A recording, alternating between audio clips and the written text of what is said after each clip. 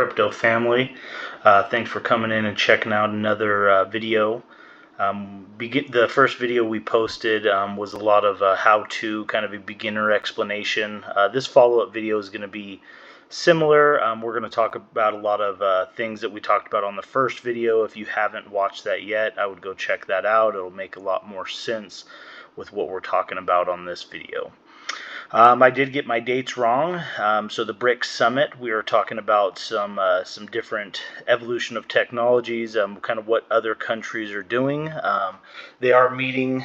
We did talk about the BRICS countries, what that means, what the acronym is.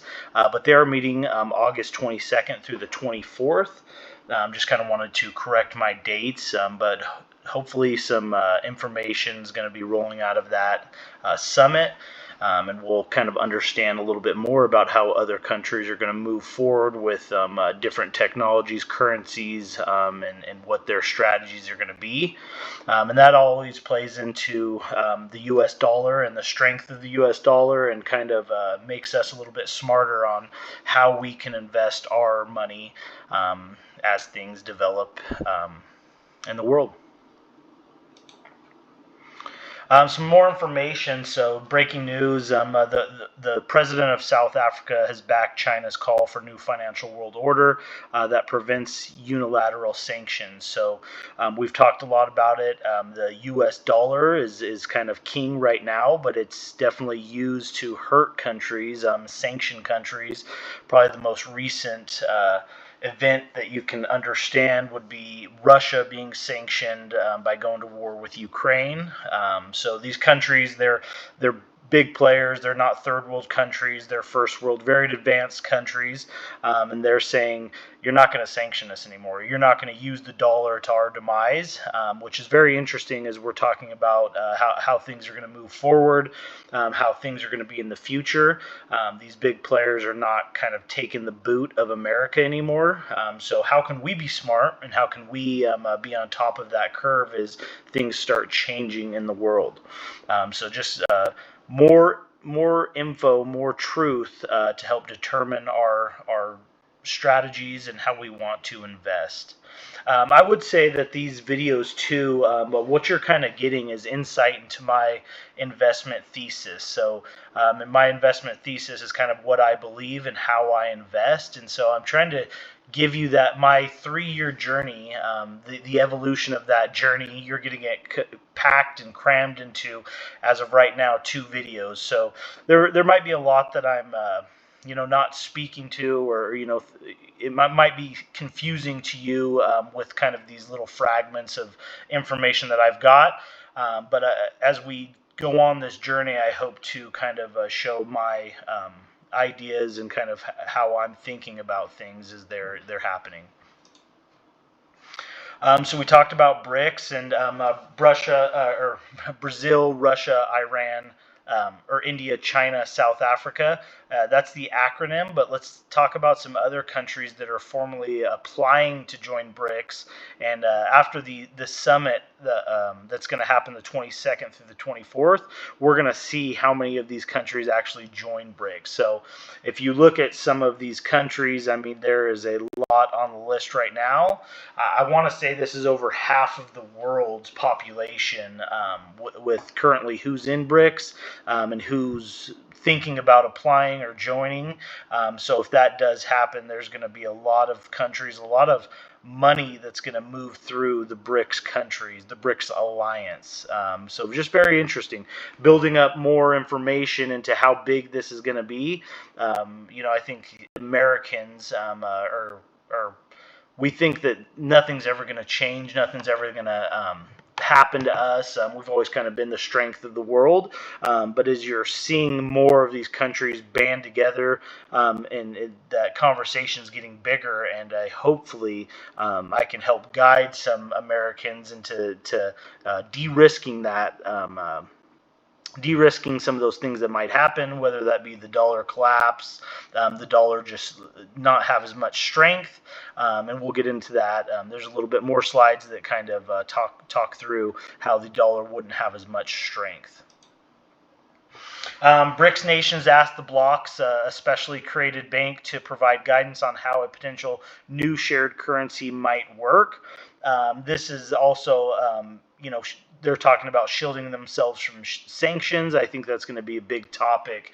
And they're having conversations, and so this leads me to believe that at the summit they might discuss some of these things on new currencies. How do they shield themselves from sanctions, which is a big conversation that they're going to have potentially at this summit coming up.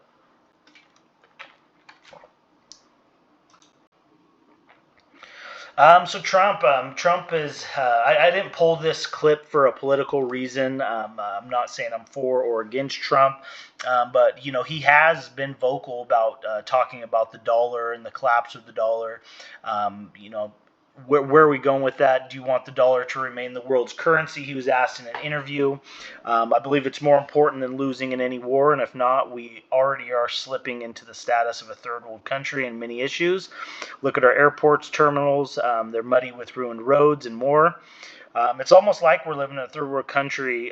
We have something very strong that is the dollar, but look what is happening to it. Other countries don't use it, and China wants to replace it. So this is Trump. I think this interview was from a couple years ago, probably when he was in office. But he was already talking about China moving on the dollar and becoming more powerful. And he's been out of office for a little bit now, and I think a lot more has happened. But this is not a new thing. This isn't something that I'm coming up with that. The dollar's going to weaken, and this isn't something I dreamt about overnight. There's a lot of people that have theorized and speculated that this could be a possibility. And, if you think about it from just a war scenario or countries trying to gain power, why wouldn't a country want to become more powerful?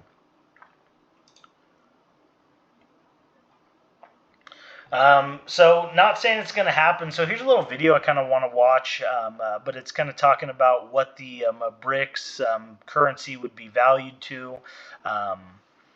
It's very interesting. Is de-dollarization at our doorstep? So very interesting video that we can watch for a second. Yeah, this is for educational purposes. So leading on from my stablecoin video yesterday, including the US dollar, go back and watch this. The BRICS nations, or the BRICS trading bloc, are about to bring out their own asset-backed currency. And apparently, according to this video, if you go back and watch it, that's going to be, and it's going to be valued at 55 US dollars per one BRICS token or BRICS currency, whatever that's going to be. So let that sink in for a second. 55 US dollars for $1 of the BRICS currency to trade within that trading bloc. Now, have you considered, when this comes to pass, what that's going to do to the cost of imports for the United States? Where all of a sudden, instead of buying stuff overseas from a position of strength as the world's reserve currency, where, they would always get way more currency in a foreign country because they held the US dollar, which was quite strong. Now, that's being flipped on its head. So now they are importing from a position of weakness rather than strength, where one US dollar is, 55 US dollars equals $1 of. That's a key point right there. So what he's saying, if you understood that, but he's saying that if potentially the BRICS got together, what is your dollar worth in the world market? We just watched a video on Trump. He definitely talked about us needing to manufacture more in our country. We're very dependent on exporting goods, importing goods from other countries. We're reliant. A lot of our manufacturing is done overseas. If these countries that are doing this manufacturing, if they do band together, create an alliance, and now what is our dollar worth? That's $55 right now. You buy one item overseas, it's $1. If what he's talking about was to come true, that would be $55 in replace of that $1. So we'd see inflation, which we're already seeing our goods, the cost per good is increasing, where gas used to be at a certain price 10 years ago is now at a higher price. We'd see all of that keep increasing, and it would probably happen at a radical pace, which would be very scary. So having other assets, whether that be gold, precious metals, gold and silver, and I never advise anybody gets gold and silver as a stock option. Physical gold and silver is what I would recommend if you're looking to invest into precious metals. But you have $100 in your bank account with the potential that it decreases in value if this was to come true. If you had gold and silver in your safe, I think that you'd see that increase potentially over time rather than decrease. So we're kind of talking about gold, precious metals. There's been a lot that has changed in the world. There's been a lot of different currencies that have been worth more over time, but gold's kind of always been in that conversation. As you can see kind of right here, this is since 1950 where gold has been the price of the dollar, sterling, euro, franc, yen, and very interesting how the different prices and the reserves change over time. But gold is something that's I think always something that's going to be a commodity worth investing into and looking at. So this channel will probably talk a lot about crypto and specifically probably XRP, but there's other good investments as well as like gold and silver as alternative investments. I'm so excited. So LightArt XRP here on Twitter is talking about how he's excited for the BRICS Summit starting August 22nd. New reserve currency competitor backed by gold allegedly. So the BRICS have over the past couple of years have bought in records amounts, specifically China, Russia, records amounts of gold they've been bringing into their country. And so are they going to back their new currency in gold? We used to all have our currencies backed by gold per the Bretton Woods Agreement.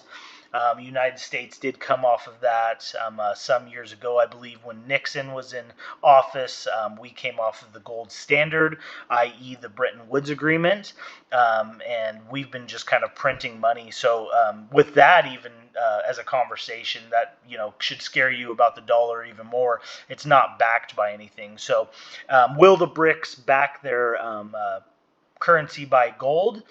New members announced. We talked about at the beginning of the video. Are they going to announce new members? How big is that alliance getting? And he's kind of talking I feel the same feelings as he's talking about here, but I'm not hoping that it weakens the West. I'm excited that it may hyper accelerate the adoption of XRP's utility for international settlements. So again, XRP kind of comes to that conversation as things are happening, as scary things are happening. There's a possibility that you can get some of the piece of that pie if you do your due diligence and research and kind of investigate what could possibly be used in the future. So as things change, there's always a possibility that it hurts you, but it might help you if you're smart about it. So XRP will pump the hardest as always. Like if you agree, this is Brad Garlinghouse. This is the CEO of XRP, of Ripple, that created XRP. So the CEO of Ripple, and he's kind of talking about what is XRP and what was it meant for, which is very interesting as we're talking about, different countries backing their money by gold, and now a lot of countries needing to partner together and have a better system to move their money around through multiple countries at this point if this alliance was to happen. We started building RippleNet with the thesis that crypto liquidity would eventually be able to support robust global payments, large payments. RippleNet was designed so that customers seeing the benefits of a fiat-based network could flip the switch to ODL once the market was mature enough. And this is exactly what's happening. Flip the switch.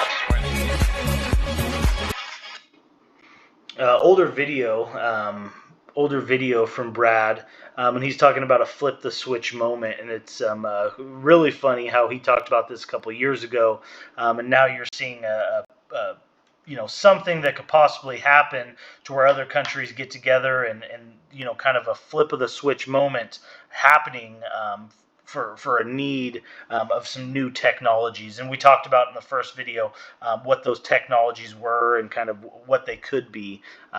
So if you haven't seen that video, please go watch it and like and share. Mass amounts of demand, so a multi-trillion-dollar problem. So this is Brad again. We won't watch the video, but he's just talking about there's a multi-trillion-dollar problem that they're going to need to solve. Right now, that America does kind of lead the charge from a financial standpoint. America's been real closed off on using these new technologies. These other countries that are in the BRICS alliance or looking to join, they've been kind of piloting and using some of these technologies in a way that they might be using them in the future, which is pretty interesting as well. The real Kiyosaki. So Robert Kiyosaki, he wrote Rich Dad Poor Dad. Great book. If you haven't read it already, I would recommend you read that. But he's talking about gold and silver, precious metals. Investing into those, but he also mentions XRP. So just a little tidbit in there. I'm not a financial advisor. You definitely need to do your own research and invest how you feel comfortable doing. But just something I want you to look into is XRP.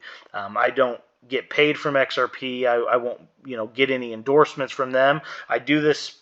Basically I want to help people understand how I'm thinking, and if it does, happen to where it makes, people profitable in the future, I would just like everybody to share in that. So hopefully also maybe we can come look at these videos if it does happen, and be a fun moment to kind of reflect back on, be fun.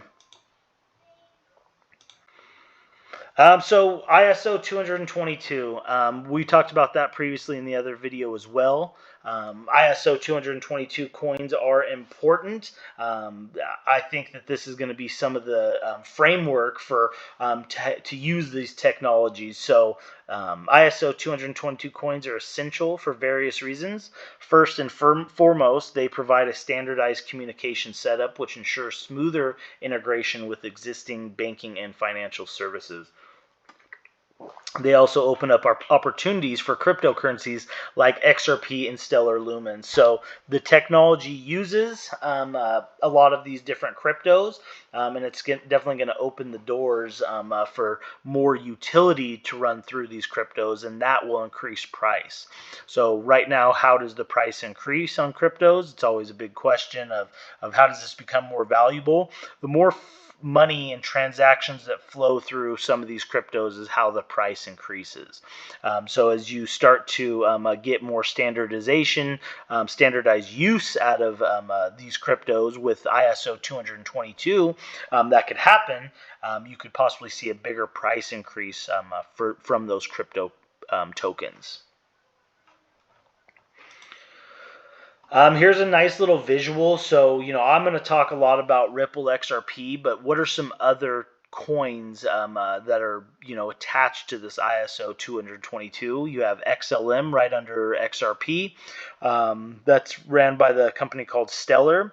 Very interesting. We'll have, future videos talk about some parallels with Stellar and Ripple, and who used to work for each company. You have Algorand, IOTA. Algorand's another big one that you should, kind of look into. HBAR. There's a lot of different coins and projects. I will mainly focus on Ripple XRP, but still, there's a lot of projects out there that I think that are worth talking about and researching. But there's only so much time in the day, so I'll probably focus on more XRP content. But here's another, like I said, visual for you guys to take things to go start your own journey and your own research to see what are you passionate about. But that's it for today. Thanks everybody for coming and joining and having some fun crypto talks, and looking forward to the next video.